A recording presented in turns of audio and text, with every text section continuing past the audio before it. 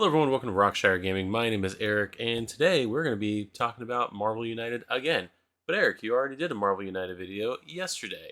I understand that, but as I said 2 videos ago in my updates, I was expecting on today, Tuesday, and it's when I'm filming this, and again we're back to the too late to be up timing for this. It's currently 11:10 p.m. on January 24th. I apparently, again, hate sleep. But I did say I was going to do videos whenever an expansion dropped. I did a video yesterday on covering up through day 6 of the campaign just because of the playmat reveal, and I wasn't going to do anything with the playmat reveal. I was going to wait until an expansion reveal came out. But then I really want to talk about the team tactics cards, or that's what they're called, team tactics? No, that's what's called in Marvel Crisis Protocol. So just the team cards in this game, Marvel United. That's what we're playing. Yeah, I want to do a video kind of covering that, and I'm glad I did. That video was like an hour long, I think, and we got some interesting announced today. So let's just go ahead, sit back and relax, talk about day 7 of Marvel United Multiverse. So like I said, today is day 7. There are currently 11,735 backers. I think that's about, I don't know how many more than yesterday. I did not write that stat down. However, we are currently sitting at 1,308,133. I say we because, I don't know, we're backing this. It's kind of like people who say we during sports when they didn't play. I'm sorry if you're a sports fan. But yeah, so we are currently $12,000 away from another stretch goal being announced right now. Spoiler alert. But we got a couple things we're going to do. But first, we're going to go over stats compared to day 7 of the last campaign, because that's what we're doing. So, first Marvel United campaign, which was their day 7 on the 14th, 15th, I don't remember the month, but it was their day 7. We unlocked Carnage on that day. He was the only character that was unlocked. So Carnage brings the total number of characters unlocked in the original Marvel United up to that point to 16. They did reveal She-Hulk on that day, but she's not counted as it's a revealed character. She's not counted as an unlocked character at that point for our purposes. In the X-Men campaign on day 7, they unlocked Hero Captain Britain, and with Omega Red being a villain reveal. So that brought us up to 26 total characters in the X-Men campaign. Now, with the original Marvel United, the thing that was announced on day 7 was the original playmat. So that, of course, got some more funding on that day. X-Men campaign, there was no announcement on that particular Tuesday for the campaign. The next day in that campaign, so day 8, they announced the gold team, blue team boxes. So that's where there was a couple stretch goals that were unlocked on that day. We'll talk about that. I don't know when we're going to talk about that, and we'll talk about that later on in this video. But in this campaign, we actually have unlocked more technical stretch goals as far as characters them go because of another announcement that came out today. So spoiler for that, I'm not going to say who it is yet until we go through the updates. But the 2 characters, it actually puts on day 7, Marvel United Multiverse is actually 1 character, not counting all those, all the stretch goals for team cards and gear cards and all that stuff and equipment cards. But it actually, as far as characters go, we actually are now getting 1 character more from stretch goals than Marvel United X-Men got. So that's a pretty big deal. Means as far not as far as funding goes, but as far as gameplay goes. Right now, did I pull it up? I think I did somewhere else. Again, somewhere we can't see. So when they unlock the Carnage. When Carnage was unlocked in this Marvel United 1, they had raised $830,000 at that point. Comparatively wise, Captain Britain in the X-Men campaign was the $2 million mark. Again, disclaimer, and I think I did finally figure out what was going on, but the season 1 content was offered, so that is going to inflate the numbers for this campaign, for the X-Men campaign, considerably. At this point, like I said, the current goal we're going for is 1320, 1320K. So 1,320,000. Currently, we're at 1,308,000. So again, we are 500,000 above ish Marvel United 1, and we are 700,000 below Marvel United X-Men. So there's that. So with that said, let's go ahead and take a look at what was revealed today. Now, before I click over to the tab with the first update, I was having a conversation today, and by conversation, I mean with comments on in the YouTube comments for the last video. Please comment on this video as well from Hazo. I believe I'm saying your name correctly. And he had mentioned during, and I'm very new at this, so I don't know how to put those tweets or those comments on the screen for your eyes. But he said to me, with the amount of deep cut character stretch goals unlocked so far, I worry their lack of appeal to new players of the game. With possible expansions involving Age of Apocalypse and the amount of characters in the multiverse, so on and so forth. He was talking about adding in Age of Apocalypse. I specifically mentioned Age of Apocalypse. I think I mentioned it in a video before, and then I said to him, with an expansion like Age of Apocalypse, what do you put in there and say it's complete, and what do you not put in there and say it didn't need to be in there? With that said, I think I said that at 9 o'clock this morning. I literally was going to a dentist appointment. I was waiting in the waiting room, checking the comments, responded to that, and then went to work 4 hours later after I made that comment. I'm still on the same page. It was apparently apocalypse time. So, heroes unite. The death of Professor X is in a freak time travel accident, resulted in a reality in which the world is ruled by the mutant despot Apocalypse. But not all mutants agree with Apocalypse's rule, including a group of ragtag freedom fighters led by Xavier's oldest friend Magneto. Only united can the amazing X-Men put an end to the Age of Apocalypse. So there is box art right there for X-Men: The Age of Apocalypse, and I still stand by what I said in the comment on the last video, as well as what I've said in previous videos of my worry about doing boxes like this for Marvel United is like storyline boxes like this, especially something like Age of Apocalypse. Who do you put in there that that you can say this is complete? Who do you put in there to say this is like, who do you skip and say it's okay for them to skip? We got a good selection of characters here, and we'll kind of go through it a little bit here, but as you can see down below, this is the Age of Apocalypse box. It is a $35 optional buy. Will most likely be in all-in 2 days before the campaign ends.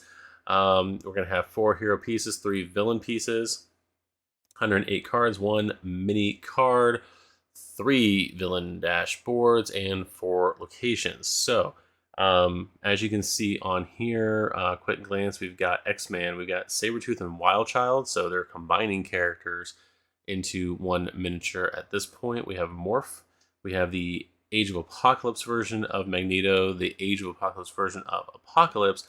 We have Dark Beast and a character who currently is named Nemesis. I'm not going to get into a lot with that one.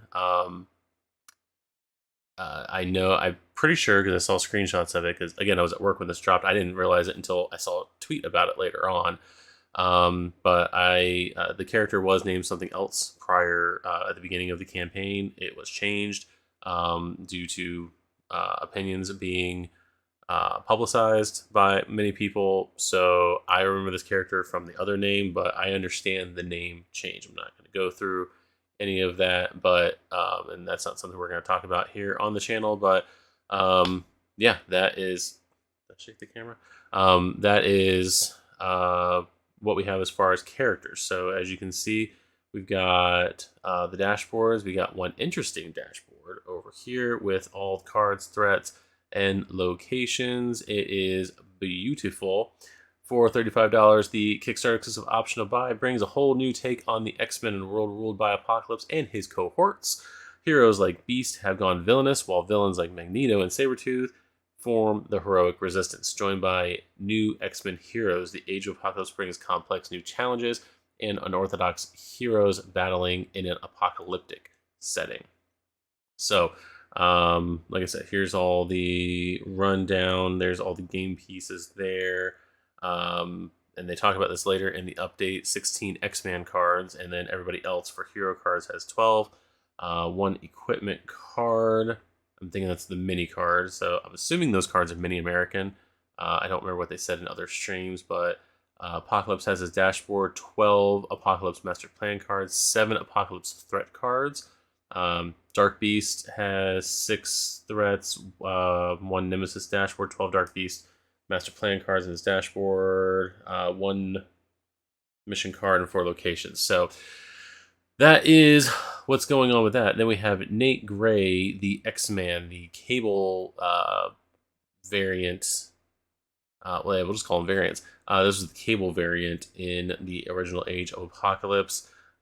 He is going to be pretty beefy. He is going to have 16 cards, 4 more than usual. He's going to have 3 starting hand cards, and he's going to have, I think every single one of his cards has a special effect to it.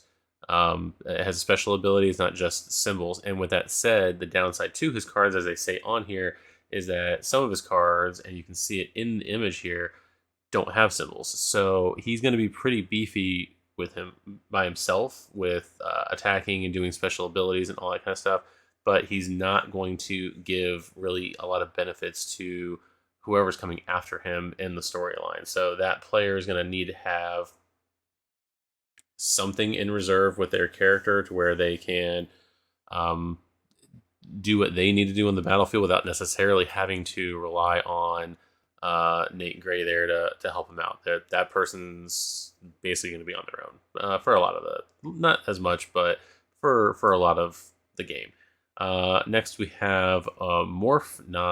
We don't have Changeling from the 616, but we're going to have Morph, which is going to appease a lot of people from Exiles. We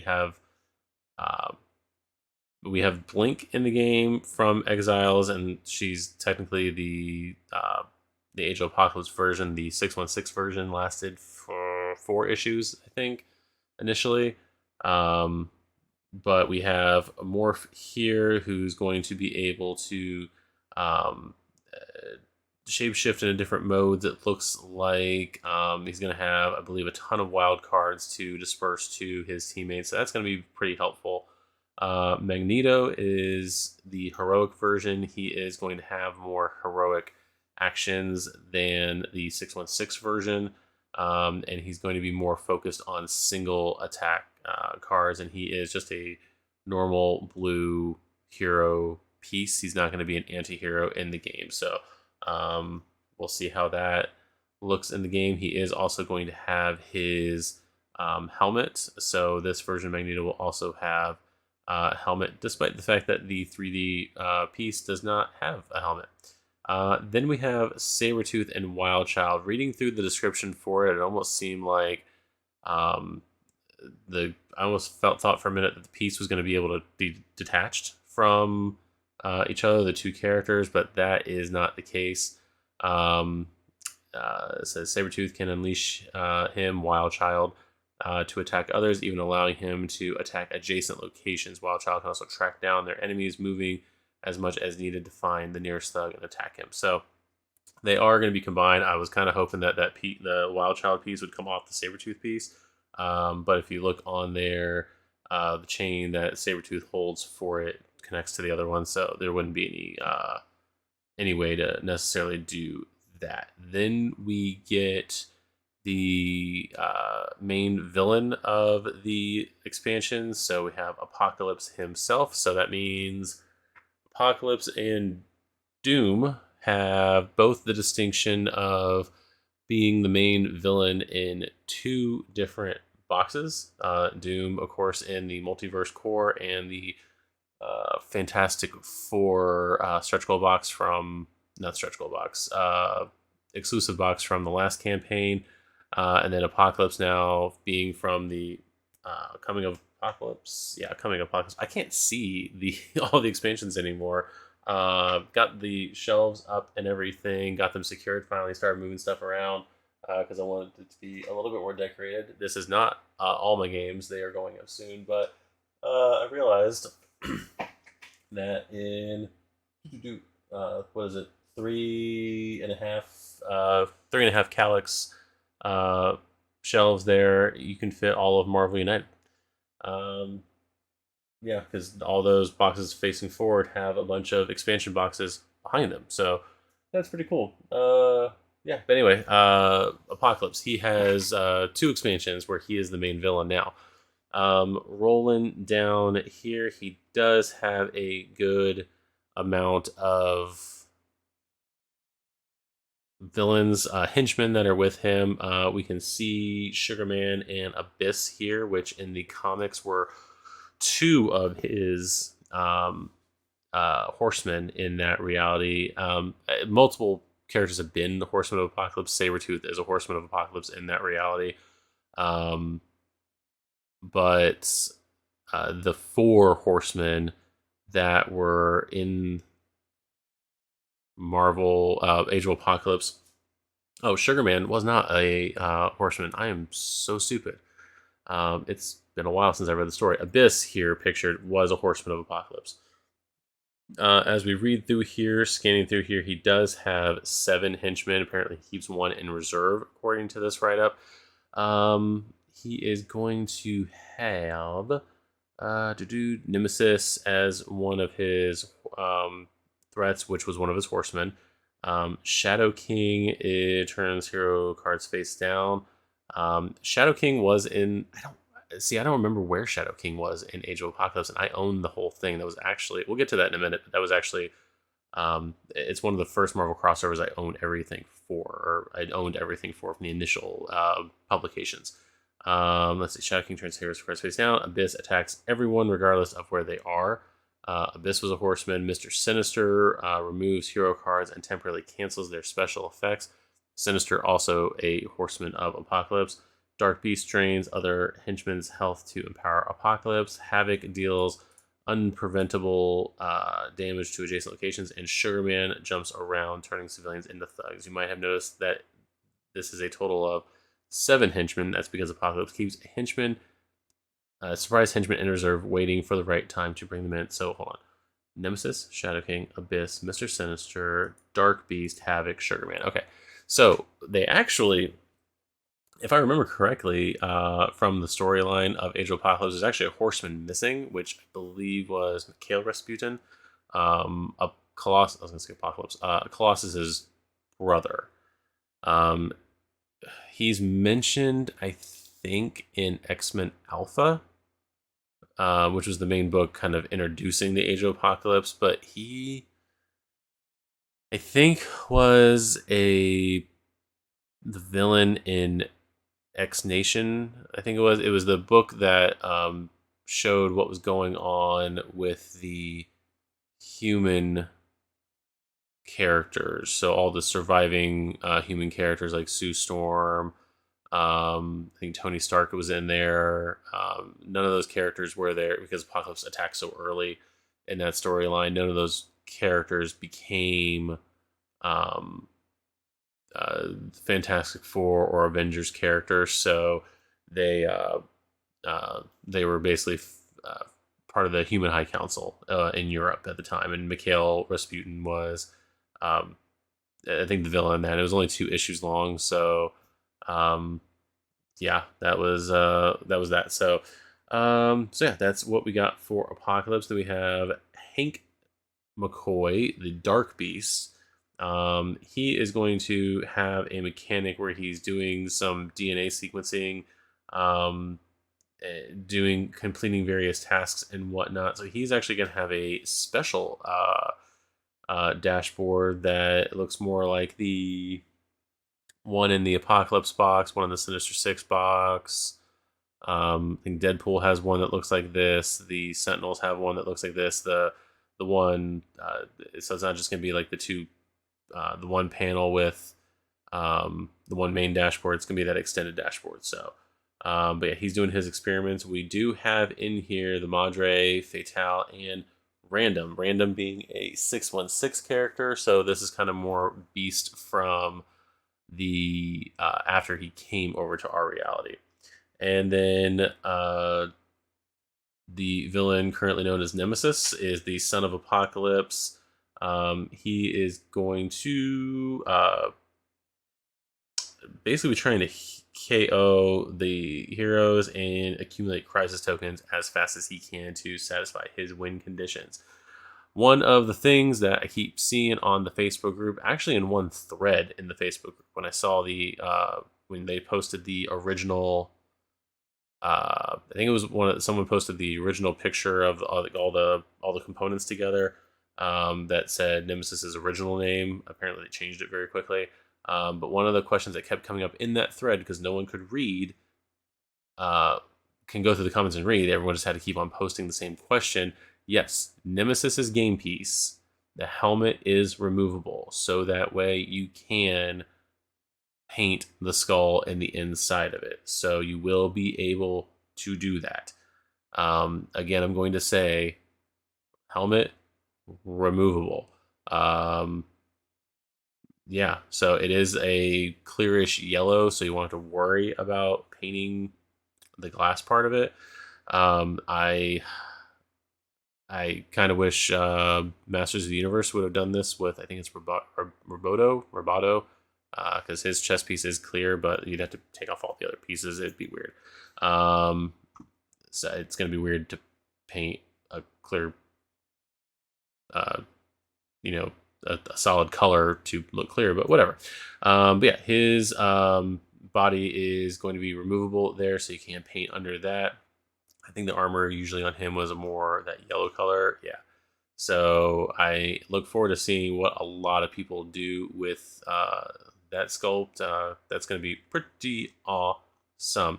Locations, we're going to have locations that bring, say the Human High Council base may give heroes the aid of an action token of their choice, though that increases the thug presence in adjacent locations. Avalon is a perfect place to recover from the fighting.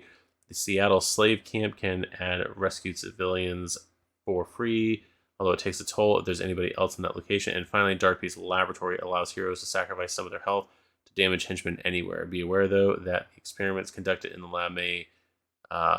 lab makes any henchman placed on it extra resilient. So, yeah, some of those locations are going to have a good effect and a bad effect. So that is that. Again, I'm trying to remember the core Seattle slave camp. I don't remember what book that was in. Avalon, I'm pretty sure it was in Excalibur, when Nightcrawler was trying to find Destiny. Dark Beast Laboratory, of course, that's going to be his lab. Human High Council is in Europe. The core Seattle slave camp, I think that is where Colossus and Kitty take Generation Next to find Ileana. I don't, because I think the Astonishing X-Men series dealt with the X-Men, those X-Men fighting Nemesis. Amazing X-Men was doing the evacuation of the humans to Europe and fighting Abyss. And I don't know, there's a second half to that I don't remember where they went. Because that storyline, that book kind of went in two parts. I think someone's going to correct me in the comments, but I think the core is from Generation Next. But yeah, that is going to be the Age of Apocalypse box. They tell you how to do optional buys in there. And that was that. So with that update, we unlocked Aurora. So Aurora, the Not the final member, but one of the lost members of Alpha Flight was unlocked at 1,200,000 there.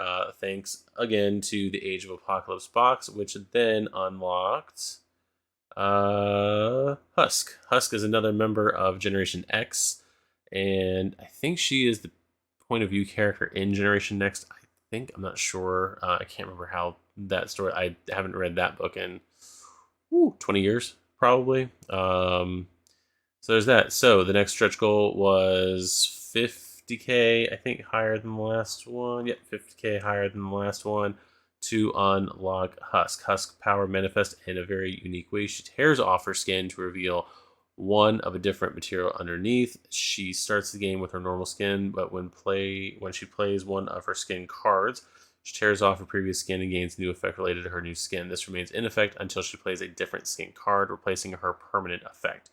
Her adamantium skin protects her from damage every villain turn. Her fire skin gives her extra attacks every turn. Her rubber make her stretchy so she can perform extra heroic actions. Her stone skin gives her the toughness needed to defeat a thug or rescue a civilian every turn. Finally, when she needs to recover, she can go back to her normal human skin in order to draw one card. So that's pretty cool. A lot of changeability. She's got showing um, at least five special cards there out of her 12. And then she's got an omnimorph card, allows her to swap face-up skin cards in the storyline to rearrange her deck. So to give her extra control of her abilities, her omnimorph cards allow her to swap skin cards in the storyline or rearrange her deck. So that is going to be pretty cool. So that was that update on there, introducing, I was going to say Skin, but that's a different character altogether, introducing Husk into the game. Then after that, same day, oh, I was already scrolling. We unlocked Husk, and don't let the shield go to your head. The next character in the storyline is going to be you, or in the master plan, is going to be U.S. Agent. If we reach 1320k, we will unlock for all backers the Kickstarter exclusive Use It U.S. Agent Antihero, including his character piece, 12 hero cards, 1 equipment card, 1 villain dashboard, and 6 threat cards. Notice what we don't see in there is 12 villain cards. So let's read on because my explanation is going to be terrible. As a hero, U.S. Agent is a ruthless one. He shows no mercy to civilians, discarding them in order to perform extra attacks. Woo! He will even use thugs or civilians as protection, discarding them to avoid damage. Not one to be outstaged, U.S. Agent can move to the next location with any other heroes to fight there. U.S. Agent can also use his shield, to either attack or an adjacent location or defend his location. U.S. Agent's cards even allow him to attack while recharging his shield equipment. So there is the villain version, basically sacrificing civilians and thugs, which most likely means that they will not be added to the missions. So there is that. That's going to be, I don't know what kind of player you're going to want for that, but the problem is I think I know one or two people in my friend group who would actually find that funny because of the chaos. So then he's got his villain. So he's a villain who still thinks he's a hero. Instead of using a master plan deck like other villains, he plays his hero cards in the storyline, moving and attacking in various ways according to the symbols at the bottom of those cards. Does it show? So they haven't, I don't know if they just haven't gotten it down yet, but they're not showing any of the cards here. They don't usually do that anyway, but although I just read an update with Husk where they did, so I'm stupid. We'll do the team update later. Sort of smooth symbols at the bottom of those cards, and even using the special effects on his cards to attack and use civilians and thugs to his advantage. He even makes use of the U.S. Agent Shield equipment card, making him almost invulnerable unless the heroes use heroic actions to turn it face down. U.S. Agent will keep attacking the heroes, focusing on the weakest, using the justice system and government agents as threats to flood the locations with thugs and endangered civilians until his heroic plan is complete or he is stopped for good. So there is that as far as how he works as an anti-hero. I'm sorry, as a villain. And then team update, he is going to be part of the Defenders as far as the team decks optional buy. So he's going to be added to that team. So that is, let's go to my main tab with that. That is going to be this day's update of Marvel United. So we got Aurora there, Husk there, US Agent there. So yeah, with 2 definitive unlocked characters, that brings us up to I'm sorry about earlier. It actually brings us to 26 because yeah, we were 1 behind because I wasn't counting revealed in the total. So yeah, this is actually going to bring us to 26 26 characters total unlocked. So we are currently on par with the X-Men expansion. We are not ahead of the X-Men expansion. We are if you count the other stretch goals, the equipment cards, and the Alpha Flight team cards. But if you don't count those, we're behind. We're on par. If you count those, we're actually ahead. So yeah, that is the update for Marvel United Multiverse as far as what all was revealed here. We are currently at where am I at? 13,09353. That's a weird way of saying $1,309,353 bills thrown at this game. We are, I think, what, 11? Oh, it's moving. We are, I don't know which way it went because I can't remember what I said from time to time. We're 11,000 away from a new stretch goal to be unlocked. I will probably, it's what time is it now? 11:42 p.m. on the 24th. I'm going to throw this into a video editing program of my choice and get it edited real fast. Hopefully put it out by midnight tonight. The thumbnail is always what takes the longest time.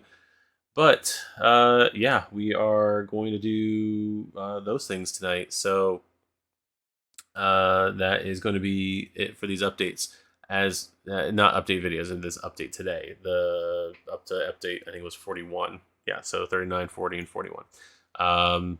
That is what we reported on today. Now, as far as the next update goes, traditionally in this campaign, today is Tuesday. I am going to tell you right now, my wife and I are going on vacation this week. So,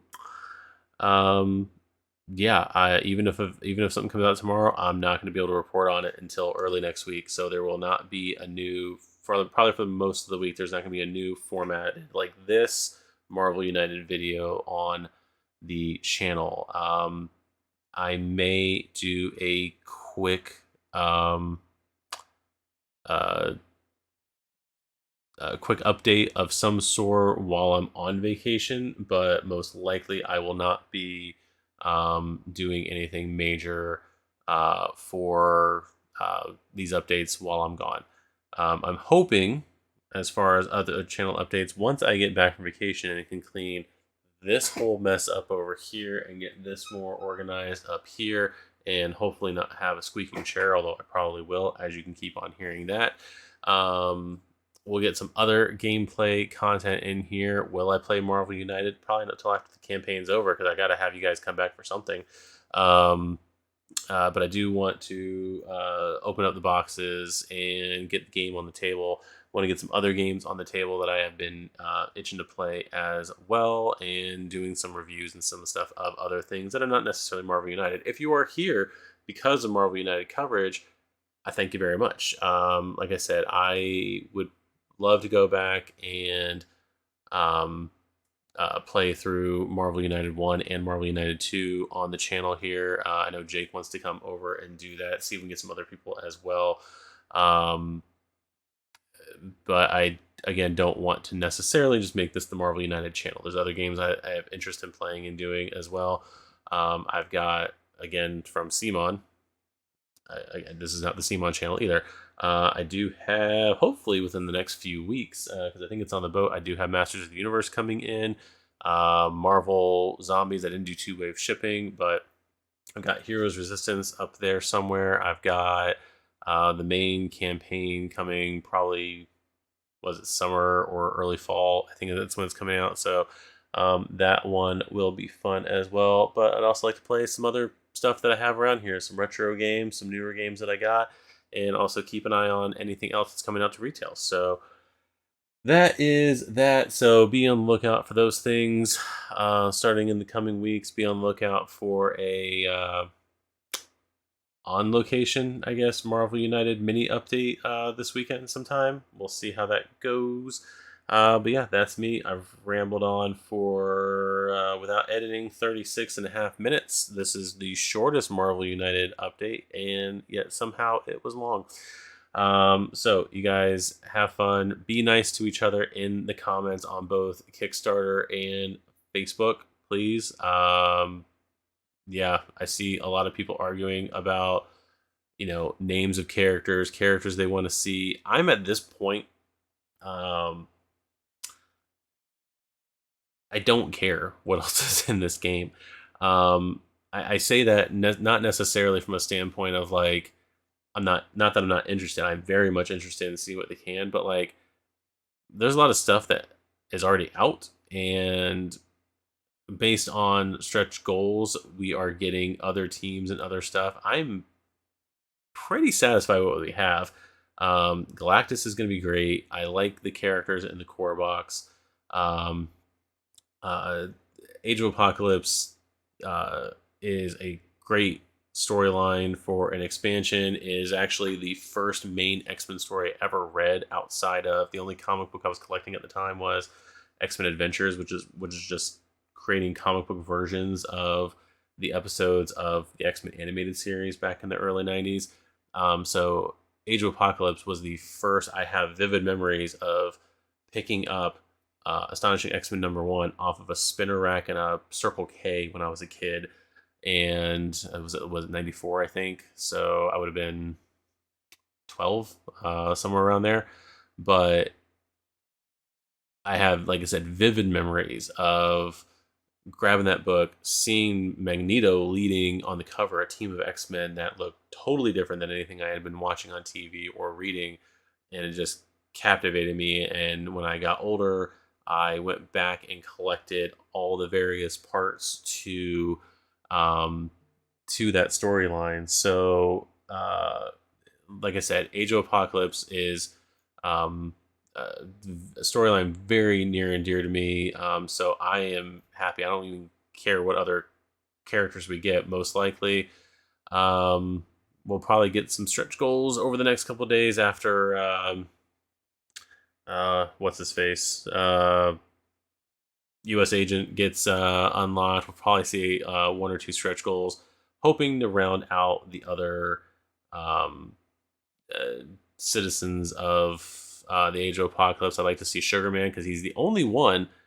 He's the only one of the 4 refugee characters from the Age of Apocalypse into the 616 that doesn't have a miniature. So it'd be interesting to get a Sugarman stretch goal, kind of like how we got Drax after the Guardians box. So that would be pretty nifty. Age of Apocalypse Wolverine can be our 5th Wolverine. Yeah, there's a lot of different potential of characters that can be in it, but again, that goes back to who all do you put in there to where you're like, that's enough. We could literally create half a stretch goal, use half the rest of the stretch goals to just fill up the Age of Apocalypse box before anything else. So that's all I'm going to say. I know I've sounded like I'm going to stop this video a few times, but we're really going to do it this time. So go ahead, like this video, subscribe to this channel, ring the bell for notifications, and continue to comment. Let me know down below what you are looking forward to now that we have Age of Apocalypse. What other boxes for expansions are you looking forward to? What stretch goal characters? Let's go with specific Age of Apocalypse. What characters are you excited to see in stretch goals that would be related to Age of Apocalypse? And yeah, let's go with that one. So I'm Eric. I thank you, and we will see you in the next video. Bye bye.